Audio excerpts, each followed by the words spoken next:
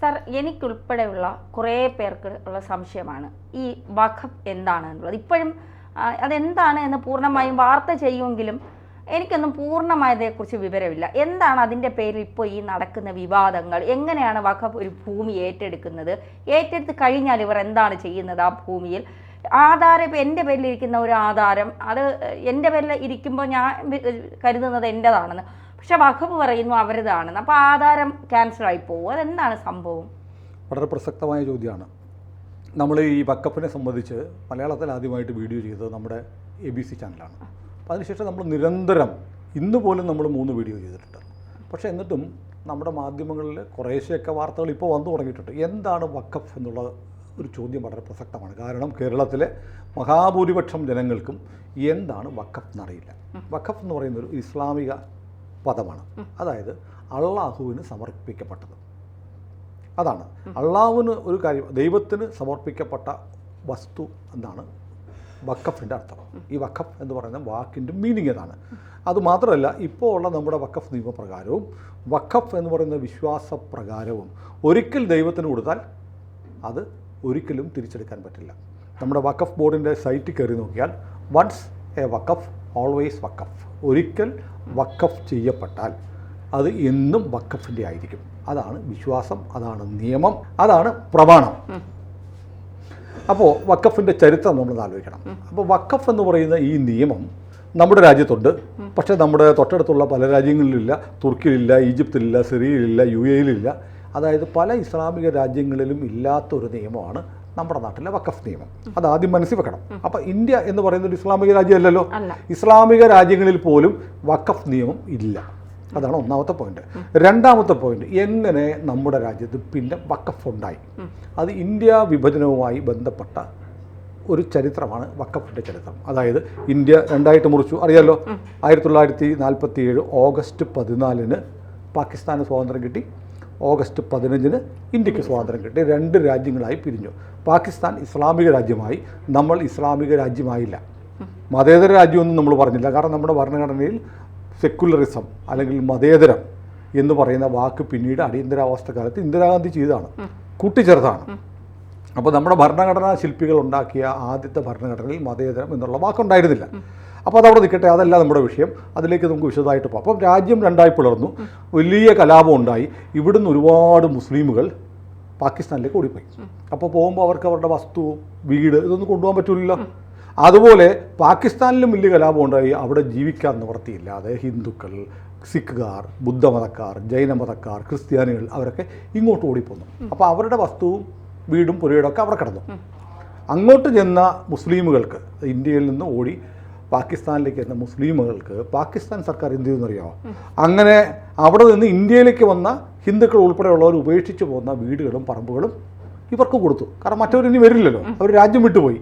അപ്പോൾ ഈ വരുന്നവർക്ക് വീടും പറമ്പും ഒന്നുമില്ല. അതുകൊണ്ട് അഭയാർത്ഥികളായി പാകിസ്ഥാനിലേക്ക് ചെന്ന മുസ്ലിമുകൾക്ക് ഹിന്ദുക്കളുടെയും മറ്റുള്ളവരുടെയും പുരയിടങ്ങളും വസ്തുക്കളും പാകിസ്ഥാൻ സർക്കാർ കൊടുത്തു. അപ്പോൾ ന്യായമായും ഇന്ത്യയിലേക്ക് വന്നവർക്കും ഇവിടെ ഉള്ളവരെ കിട്ടണ്ടേ? പക്ഷേ അവിടെയാണ് നമ്മുടെ ഭരണകൂടം ആദ്യത്തെ ചതി ഇന്ത്യയിലെ ജനങ്ങളോട് ചെയ്തത്. നെഹ്റു എന്ത് ചെയ്യുന്നറിയോ? ഇവിടുത്തെ ഭൂമി ആരുടെയാണ്? മുസ്ലിങ്ങളുടെ ആയിരുന്നു. അവർ ഇന്ത്യയിലില്ല, എന്നാലും അത് മുസ്ലിങ്ങളുടെ ഭൂമിയായിട്ട് സംരക്ഷിക്കാൻ തീരുമാനിച്ചു. അങ്ങനെ വഖഫ് ഉണ്ടാക്കി. അങ്ങനെ അവിടെ നിന്ന് ജീവനും കയ്യിൽ പിടിച്ച് ഓടി വന്ന അഭയാർത്ഥികളായ പാവപ്പെട്ട ഹിന്ദുക്കളും ക്രിസ്ത്യാനികളും സിഖുകാരും ജൈനമതക്കാരും ഒക്കെ വഴിയാധാരമായി. നെഹ്റുവിൻ്റെ മൂക്കിന് താഴെ എത്രയോ കാലം അവർ വീടില്ല, കിടപ്പാടമില്ലാതെ ഈ റോഡിലും പാലങ്ങളുടെ അടിയിലും കഴിഞ്ഞു എന്നറിയാം. പക്ഷേ അന്ന് മുതൽ മുസ്ലിങ്ങളെ സംരക്ഷിക്കുന്ന ഒരു പ്രവണതയായിരുന്നു നെഹ്റു കാണിച്ചത്. അങ്ങനെയാണ് വഖഫ് ഉണ്ടായത്. മനസ്സിലായല്ലോ? വഖഫ് എങ്ങനെ ഉണ്ടായത് മനസ്സിലായി.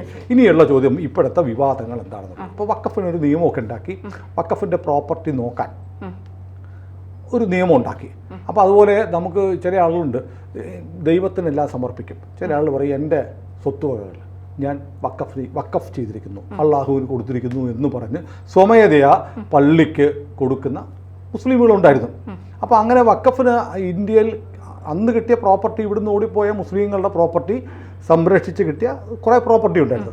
അതിൻ്റെ കൂടെ വഖഫായിട്ട് അള്ളാഹ്ക്ക് സമർപ്പിക്കുന്ന ഭൂമിയും കൂടെ ചേർത്തു. ഈ ഭൂമിയുടെ ഭരണത്തിന് വേണ്ടിയിട്ട്, ഈ പ്രോപ്പർട്ടികളുടെ, ഈ സ്വത്തുവകകളുടെ ഭരണത്തിന് വേണ്ടിയിട്ടാണ് വഖഫ് ബോർഡ് ഉണ്ടാക്കുന്നത്. മനസ്സിലായല്ലോ. അതെല്ലാം കഴിഞ്ഞ് ഒരുപാട് കാലം കടന്നുപോയി. വഖഫ് നിയമം ഉണ്ടായി. 1995 വഖഫ് നിയമത്തിൽ ആദ്യത്തെ ഒരു ഭേദഗതി വന്നു.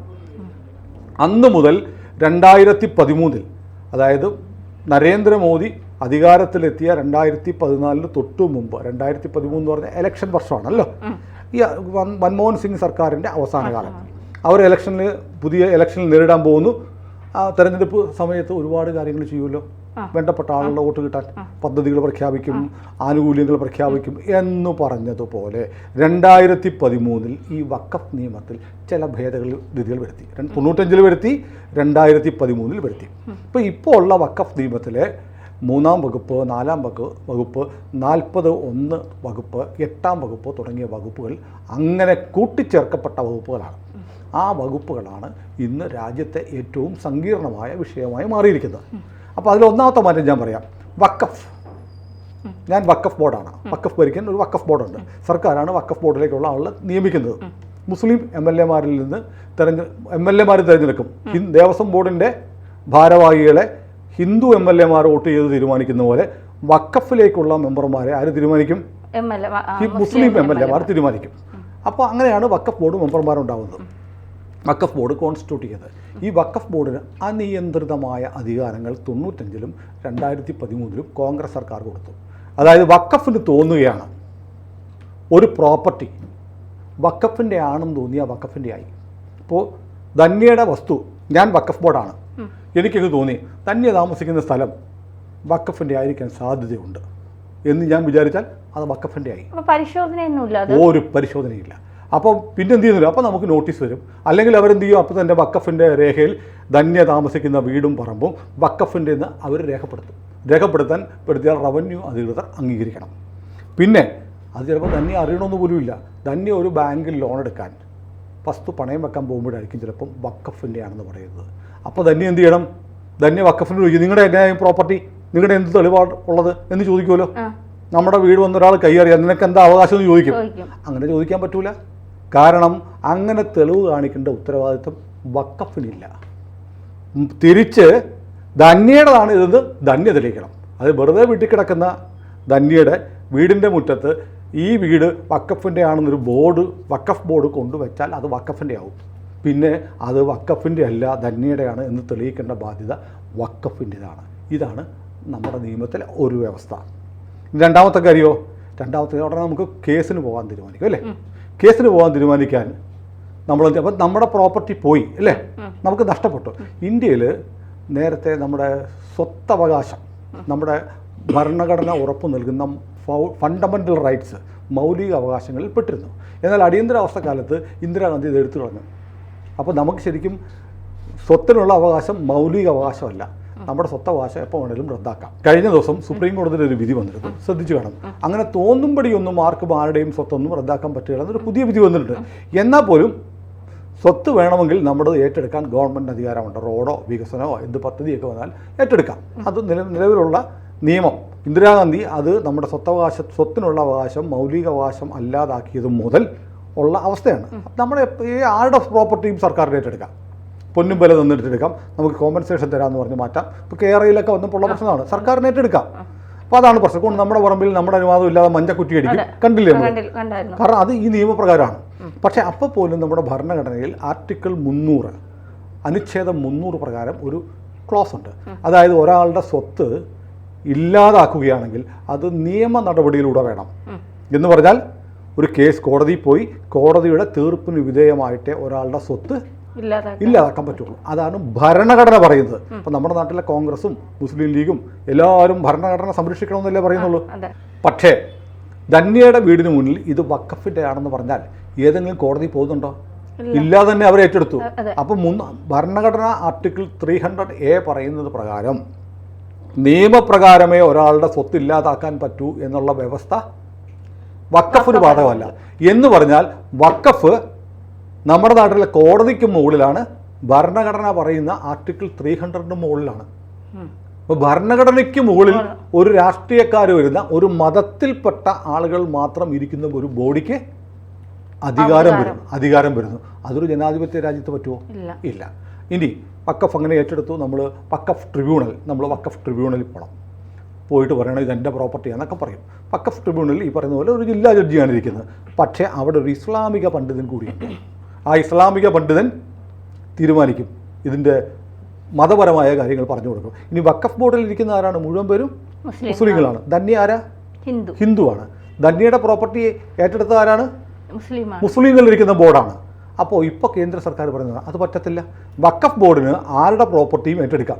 വഖഫ് ബോർഡിൻ്റെ CEO ഒരു നോട്ടീസ് അയച്ചാൽ ആ പ്രോപ്പർട്ടി വഖഫിൻ്റെ ആവും. വഖഫ് ബോർഡിൻ്റെ CEOയും ആരായിരിക്കും? മുസ്ലിമായിരിക്കും. അപ്പോൾ കേന്ദ്ര സർക്കാർ ഇപ്പോൾ കൊണ്ടുവരാൻ പോകുന്ന മാറ്റങ്ങളിലൊന്നും അത് പറ്റത്തില്ല. കാരണം വഖഫ് ബോർഡ് ഏറ്റെടുക്കാൻ പോകുന്നത് മുസ്ലിമുകളുടെ മാത്രമല്ല മറ്റു സമുദായത്തിൽപ്പെട്ടവരുടെ പ്രോപ്പർട്ടിയും വഖഫിന് തോന്നിയാൽ, ഈ വഖഫ് സീംസ് എന്നാണ് പറയുന്നത്, വഖഫിന് തോന്നിയാൽ ഏറ്റെടുക്കാം. എന്നിട്ട് നമ്മൾ പരാതിയായിട്ട് ചെല്ലുമ്പോൾ അത് തീരുമാനിക്കുന്നത് മുസ്ലിങ്ങളാണെങ്കിൽ നമുക്ക് നീതി കിട്ടുമോ? അതുകൊണ്ട് കുറുക്കന്മാരുടെ ഒരു കമ്മിറ്റിയല്ല കോഴിയെ കറി വെക്കണോ വെറുതെ വെക്കണോ എന്ന് തീരുമാനിക്കുന്നത്, അല്ലല്ലോ. അതുകൊണ്ടാണ് കേന്ദ്ര സർക്കാർ ആ നിയമത്തിൽ അമുസ്ലിമുകളും ഇത് തീരുമാനമെടുക്കാൻ വേണം എന്ന് പറയുന്നത്. അപ്പോൾ ഇവിടെ ചിലർ പറയും ദേവസ്വം ബോർഡ് അങ്ങനെയല്ലോ, ദേവസ്വം ഈ KC വേണുഗോപാൽ എന്ന് പറഞ്ഞ ആലപ്പുഴ എന്നുള്ളൊരു MP ഉണ്ടല്ലോ, അയാൾ ചോദിച്ചത് എന്താണ്, അങ്ങനെ ഉണ്ടെങ്കിൽ ദേവസ്വം ബോർഡിൽ മുസ്ലിമിനെ വെക്കാൻ സമ്മതിക്കുമോ? ദേവസ്വം ബോർഡ് ആരുടെയും ഭൂമി ഏറ്റെടുക്കുന്നില്ല, ഉണ്ടോ? ദേവസ്വം ബോർഡിന് ആരുടെ ഭൂമി തോന്നിയാലും ഞങ്ങളുടെയാണെന്ന് പറയാനുള്ള വ്യവസ്ഥയുണ്ടോ? ഇല്ല. അപ്പോൾ ഒരു കാര്യം ചെയ്യാമെന്നുള്ളൂ, വഖഫിനുള്ളതുപോലെയുള്ള അധികാരം ദേവസ്വം ബോർഡിൽ കൊടുത്താൽ ദേവസ്വം ബോർഡിൽ ജഫ്രി മുത്തുക്കോയ തങ്ങളെയും പ്രസിഡന്റ് ആക്കാം. അപ്പോൾ അവിടെ നിൽക്കട്ടെ. അപ്പോൾ നമ്മൾ പറഞ്ഞു, അപ്പോൾ വഖഫിൻ്റെ ഒരു കാര്യം മനസ്സിലായി, വഖഫിനെ ഏറ്റെടുക്കാം. അപ്പോൾ നിങ്ങൾ ട്രിബ്യൂണലിൽ പോകും. ട്രിബ്യൂണൽ നിങ്ങൾക്കെതിരെ വിരിച്ചു. ട്രിബ്യൂണൽ പറഞ്ഞു ഇത് വഖഫിൻ്റെ തന്നെയാണ് എന്നു പറഞ്ഞാൽ എന്താ മാർഗം? നമ്മൾ ഓർക്കും, നമ്മുടെ ഇവിടെ മോട്ടോർ ആക്സിഡൻറ്റ് ക്ലെയിം ട്രിബ്യൂണലുണ്ട്, ഇൻഡസ്ട്രിയൽ ഡിസ്പ്യൂട്ട് ട്രിബ്യൂണലുണ്ട്, അങ്ങനെ ഒരുപാട് ട്രിബ്യൂണലുകളുണ്ട്, ഗ്രീൻ ട്രിബ്യൂണലുണ്ട്. ഇവിടെയൊക്കെ ട്രിബ്യൂണലിൻ്റെ വിധി എതിരായാൽ നമുക്ക് ഉടനെ ഹൈക്കോടതിയിൽ അപ്പീൽ കൊടുക്കാം. വഖഫിൽ അപ്പീൽ കൊടുക്കാൻ പറ്റത്തില്ല. എങ്ങനെയുണ്ട്? നിങ്ങൾക്ക് അപ്പീൽ കൊടുക്കാൻ പറ്റില്ല. നേരിട്ട് നമുക്ക് സുപ്രീം കോടതിയോ വല്ലതും പോകാൻ പറ്റുമോ? പറ്റത്തില്ല. സുപ്രീം കോടതിയിൽ മാർക്കറ്റ് ഡേ കഡ്ജുവിൻ്റെ വിധിയുണ്ട്. കാരണം വഖഫ് നിയമപ്രകാരം അവസാന തീരുമാനമെടുക്കേണ്ടത് ആരാണ്? വഖഫ് ട്രിബ്യൂണലാണ്. അപ്പോൾ നമ്മുടെ രാജ്യത്ത് മുസ്ലിങ്ങളുടെ കാര്യത്തിൽ മുസ്ലിങ്ങൾ തന്നെ തീരുമാനമെടുക്കും. നമ്മുടെ രാജ്യം ഒരു മതരാജ്യമായതുപോലെയായി. അതാണ് വഖഫിൻ്റെ ഒരു അപകടം. ഇനി ഇവർ 95-ലും 2013-ലും വരുത്തിയ ഏറ്റവും അപകടകരമായ ഭേദഗതി പറയണം. അതായത് ധന്യയുടെ വീട്, ധന്യ ഒരു ജമാലിന് വാടകയ്ക്ക് കൊടുത്തു. ജമാൽ അവിടെ താമസിക്കുകയാണ്. അപ്പോൾ ജമാലിനോട് കുറേ കഴിഞ്ഞപ്പോൾ ധന്യ പറഞ്ഞു ആ വീടൊന്ന് മാറിത്തരണം. ഒരു സാങ്കല്പിക സിറ്റുവേഷൻ പറയാം, മാറിത്തരണം, എനിക്കതൊന്ന് എൻ്റെ മകൾക്ക് അല്ലെങ്കിൽ മകന് കൊടുക്കാൻ പോവാണ്. പുള്ളി പറഞ്ഞു ഞാൻ മാറിയേക്കാം എന്ന് പറഞ്ഞ് പുള്ളി എല്ലാം എടുത്തു. എന്നിട്ട് പുള്ളി അവിടെ നിന്ന് പറയുകയാണ്, പെട്ടെന്ന് പറയുകയാണ് ഞാനിത് വഖഫിന് ദാനം ചെയ്തിരിക്കുന്നു എന്ന് പറഞ്ഞാൽ വഖഫിന് പോകുമോ? സാധാരണഗതിയിൽ പോവില്ല. എന്നാൽ ഇപ്പോൾ പോകും. കാരണം വഖഫ് ബൈ യൂസ് എന്നൊരു സാധനം കൊണ്ടുവന്നു. അതായത് നമ്മുടെ വസ്തുവാവട്ടെ, നമ്മുടെ ഒരു പറമ്പ് നമ്മൾ ഒരാൾക്ക് കൃഷി ചെയ്യാൻ കൊടുത്തു, അയാൾ ഉപയോഗിച്ചു. എന്നിട്ട് അയാൾ പറയുകയാണ് ഞാനിത് വഖഫിന് കൊടുത്താൽ ധന്യയുടെ ഭൂമി വഖഫിൻ്റെ ആയി. 2 സാക്ഷി മതി. നമ്മൾ വാടകയ്ക്ക് കൊടുത്ത കെട്ടിടത്തിൽ താമസിക്കുന്നവൻ ഞാനിത് അള്ളാഹ്ക്ക് കൊടുത്തു വഖഫിന് കൊടുത്തു എന്നും പറഞ്ഞാൽ ഒന്നെങ്കിലും എഴുതി വെക്കുകയോ അല്ലെങ്കിൽ വാക്കാൽ പറയുകയോ ചെയ്താൽ, ഇതിൽ ഏറ്റവും പ്രധാനപ്പെട്ട കാര്യം വാക്കാൽ പറഞ്ഞാൽ മതി, അത് പോയി വഖഫിൻ്റെ ആയി. അപ്പോൾ ഇന്ത്യയിലെ ആരുടെ പ്രോപ്പർട്ടിയും ആർക്ക് ഏറ്റെടുക്കാം? വഖഫിന് ഏറ്റെടുക്കാം. ബൈ യൂസ് നമ്മൾ ഉപയോഗിക്കുന്നു. അപ്പോൾ ധന്യക്കൊരു കാറുണ്ട്. ഈ കാറ് ഒരു ജമാലിന് ഓടിക്കാൻ കൊടുത്തിട്ട് തിരിച്ചു വരുന്നതിന് മുമ്പ് പുള്ളി പറഞ്ഞു ഞാനിത് വഖഫിന് കൊടുത്തിരിക്കുന്നു, വഖഫ് ചെയ്തിരിക്കുന്നു എന്ന് പറഞ്ഞാൽ ഇപ്പോഴുള്ള നിയമപ്രകാരം ആ കാറ് പിന്നെ വഖഫിൻ്റെയാണ്. 2 സാക്ഷി മതി. ഇങ്ങനൊരു ഭേദഗതി ഈ നിയമത്തിൽ കൊണ്ടുവന്നു. അത് മാറ്റണമെന്നാണ് കേന്ദ്ര സർക്കാർ പാർലമെൻറ്റിൽ അവതരിപ്പിച്ച ബില്ലിൽ പറയുന്നത്. അപ്പോൾ ഈ നിയമം ഉണ്ടാക്കിയത് കോൺഗ്രസ് ആണെന്ന് പറഞ്ഞല്ലോ. അപ്പോൾ കോൺഗ്രസ് ഇതിലുണ്ടാക്കിയ ഈ സമീപകാലത്ത് കൊണ്ടുവന്ന ഭേദഗതികൾ എത്ര അപകടകരമാണെന്നാണ് നമ്മൾ പറഞ്ഞുകൊണ്ടിരിക്കുന്നത്. ഇനി അതിൽ ഏറ്റവും ഭീകരമായ മറ്റൊന്നുകൂടെ പറയാം. സാധാരണ അള്ളാഹുവിന് വസ്തുക്കൾ ദാനം ചെയ്യുന്ന ആരായിരിക്കും? മുസ്ലിങ്ങളാണ് അല്ലേ? അല്ലെങ്കിൽ ഹിന്ദുക്കളൊക്കെ ആണെങ്കിൽ വല്ല അമ്പലത്തിന് കൊടുക്കാം, ക്രിസ്ത്യാനിയാണെങ്കിൽ പള്ളിക്ക് കൊടുക്കാമെന്ന് വിചാരിക്കും. പക്ഷേ ഇപ്പോൾ 2013 കൊണ്ടുവന്ന നിയമത്തിൽ കോൺഗ്രസ് ഒരു ഭേദഗതി കൊണ്ടുവന്നു. അമുസ്ലിമുകൾക്കും അള്ളാഹ്ക്ക് വഖഫ് ചെയ്യാം എന്ന് പറഞ്ഞാൽ നമ്മളത് അങ്ങനെ പറയുമ്പോൾ മനസ്സിലാവത്തില്ല. ധന്യയുടെ വസ്തു, ധന്യയുടെ അച്ഛൻ്റെ പേരെന്താ? ശേഖരൻ നായർ. ധന്യയുടെ അടുത്ത് വന്നിട്ട് ഒരു സുലൈമാനും ജമാലും പറയുകയാണ്, അതെ ശേഖരൻ നായർ പറഞ്ഞിട്ടുണ്ട് അല്ലെങ്കിൽ ധനിയുടെ മുത്തശ്ശനാവട്ടെ, മുത്തശ്ശൻ എൻ്റെ പേരെന്താ, ചെല്ലപ്പൻ പിള്ള. ചെല്ലപ്പൻ പിള്ള, അദ്ദേഹം ഉണ്ടോ ഇപ്പോൾ? ഇല്ല, മരിച്ചു. അദ്ദേഹം മരിച്ചല്ലോ. അപ്പോൾ അത് 2 പേര്, അദ്ദേഹത്തിൻ്റെ പരിചയക്കാരോ അടുത്തുള്ളവരായ 2 പേർ, അത് സപ്പോസ് ഒരു ജമാലും സുലൈമാനാണോ എന്നിട്ട് പറയാണ്, അതെ ധന്യ നിങ്ങൾ താമസിക്കുന്ന വീടൊക്കെ ഉള്ള, പക്ഷേ ഇത് പാരമ്പര്യമായിട്ട് കിട്ടിയതല്ലേ.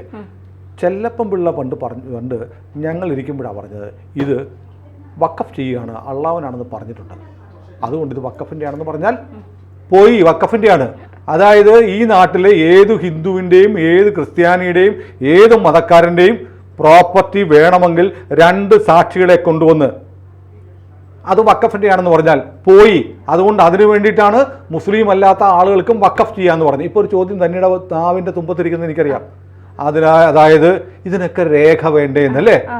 ഇത് മതി നിയമം പറയുന്നത്, ഒരു രേഖയും വേണ്ട. ഇപ്പം കണ്ണൂർ കൻ്റോൺമെൻറ്റ് മൈതാനമുണ്ട്, കണ്ണൂർ പയ്യാമ്പലം ബീച്ചിൻ്റെ അടുത്തുള്ളത്, അത് ഇന്ത്യൻ മിലിറ്ററിയുടെയാണ്. ആദ്യം പോർച്ചുഗീസുകാരുടെയായിരുന്നു, പോർച്ചുഗീസ് ആർമിയായിരുന്നു, അത് കഴിഞ്ഞ് ബ്രിട്ടീഷ് ആർമിയായിരുന്നു. അത് സ്വാതന്ത്ര്യം കിട്ടിയപ്പോൾ ഇന്ത്യൻ ആർമിയുടെ ആയി. അവിടെ 25ഉം 13ഉം 2 പ്ലോട്ടുകളായിട്ട് 38 ഏക്കർ. 38 ഏക്കർ സംബന്ധിച്ച് വഖഫിൻ്റെ സൈറ്റിൽ കയറി നോക്കണം. ഇന്ത്യൻ മിലിറ്ററിയുടെ കെട്ടിടങ്ങളും ഈ ഗ്രൗണ്ടും കൻ്റോൺമെൻറ്റ് ഗ്രൗണ്ടും വഖഫിൻ്റെ ആണെന്നാണ് പറയുന്നത്. എന്നിട്ട് ഇപ്പോഴത്തേത് നോ ഡോക്യുമെൻറ്റ് വേണ്ട. മനസ്സിലായോ? ഇതാണ് വഖഫ് നിയമം. അപ്പം ഞാൻ ഒരു കാര്യം കൂടെ ചോദിക്കട്ടെ സാർ, ഈ ക്ഷേത്രങ്ങൾ ഇതുപോലെ വഖഫിന് ഏറ്റെടുക്കാമോ? പിന്നെ ഏത് പ്രോപ്പർട്ടിയും.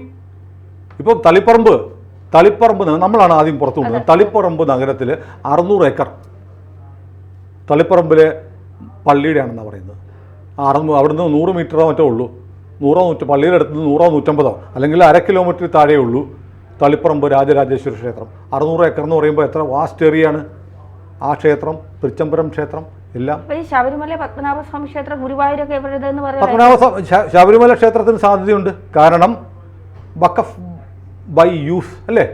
അവിടെ കുറേ കാലമായി വാവർ എന്ന് പറയുന്ന ഒരാൾ വന്ന് അവിടെ ഇരിപ്പുണ്ടല്ലോ, നടയിലിരിപ്പുണ്ട്. വാവർ കാലങ്ങളായി അവിടെ ഇരിക്കുന്നുണ്ട്. അപ്പോൾ അവർക്കൊരു അവകാശമുണ്ട്, വഖഫിൻ്റെ ആണെന്ന് പറയാം, ബാബർക്ക് അവകാശമുള്ളതാണ്. ഇനിയിപ്പോൾ സമീപകാലത്ത് കുറേ അമ്പലങ്ങളിൽ ഹിന്ദുക്കൾ ഈ പറഞ്ഞ ദഫുമുട്ടും നബിദിനത്തിനൊക്കെ പരിപാടി നടത്തിയല്ലോ. നാളെ പറയാം ഞങ്ങളവിടെ മുസ്ലിം ആചാരപ്രകാരമുള്ള കാര്യങ്ങൾ നടത്തിയിട്ടുണ്ട്, ഞങ്ങളുടെ ആണെന്ന് പറഞ്ഞാൽ ആകും. ഇപ്പോഴത്തെ നിയമപ്രകാരം അതായത് ബൈ യൂസ് അല്ലേ, ഉപയോഗിച്ചുകൊണ്ടിരുന്ന പ്രോപ്പർട്ടി വഖഫ് ചെയ്യാൻ പറ്റും, ഉടമസ്ഥാവകാശം വേണ്ട. ആ മുസ്ലിമിൻ്റെ പ്രോപ്പർട്ടി വഖഫാണ്. എങ്ങനെയുണ്ട്?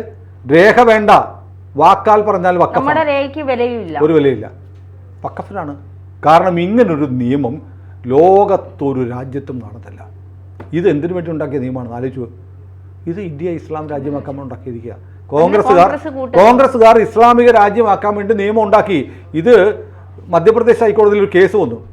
അവിടുത്തെ കുറേ പ്രോപ്പർട്ടി എല്ലാം ആർക്കിയോളജിക്കൽ വകുപ്പ്, പുരാവസ്തു വകുപ്പ് ഏറ്റെടുത്ത പ്രോപ്പർട്ടിക്ക് അവകാശം പറഞ്ഞുകൊണ്ട് വിളിക്കുന്നു. അവസാനം കേസ് വന്നപ്പോൾ ആ ജസ്റ്റിസ് അലുവാലിയ എന്ന് പറഞ്ഞ ജഡ്ജി കോടതി ചോദിച്ചത് തലേ കൈവച്ചിട്ട് ചോദിച്ചു, ദൈവമേ നിങ്ങൾ എന്താണ് ഈ പറയുന്നത്, നിങ്ങൾ ഒറ്റയ്ക്കൊറ്റയ്ക്ക് പിടിക്കണ്ട, എന്നൊരു കാര്യം ചെയ്യും, മുഗളന്മാർ ഭരിച്ചതുകൊണ്ട് ഇന്ത്യ മുഴുവൻ വഖഫിൻ്റെ ആണെന്ന് നിങ്ങൾ പറയും എന്ന് ഹൈക്കോടതിയിൽ നിന്ന് ജസ്റ്റിസ് അലുവാലിയയ്ക്ക് പറയേണ്ടി വന്നു. അതാണ് നമ്മുടെ രാഷ്ട്രീയ സാഹചര്യം, അതാണ് വഖഫിൻ്റെ അപകടം. ഇത് നമ്മുടെ നാട്ടിലെ സാധാരണ ജനങ്ങൾക്ക് അറിയില്ല, അവരെ പറ്റിക്കുകയാണ്. അവരോട് പറയുകയാണ്, ഇപ്പോൾ മുനമ്പത്തുണ്ടല്ലോ, മുനമ്പത്തൊരു കുഴപ്പമില്ല, അത് കരടച്ച പ്രോപ്പർട്ടി അല്ലേ, നിങ്ങളാരും ഇറക്കത്തില്ല. ഇപ്പം നമ്മുടെ പാലത്തിനടി ഒരുപാട് പേര് കിടക്കുന്നില്ലേ, അവരാരും ഒഴിപ്പിക്കുന്നില്ല. അതുപോലെ നിങ്ങൾക്ക് കിടക്കാം, നിങ്ങളെ ഒഴിപ്പിക്കുന്നില്ല. പക്ഷേ ആരുടെയാണ് പ്രോപ്പർട്ടി? വഖഫിൻ്റെയാണ്.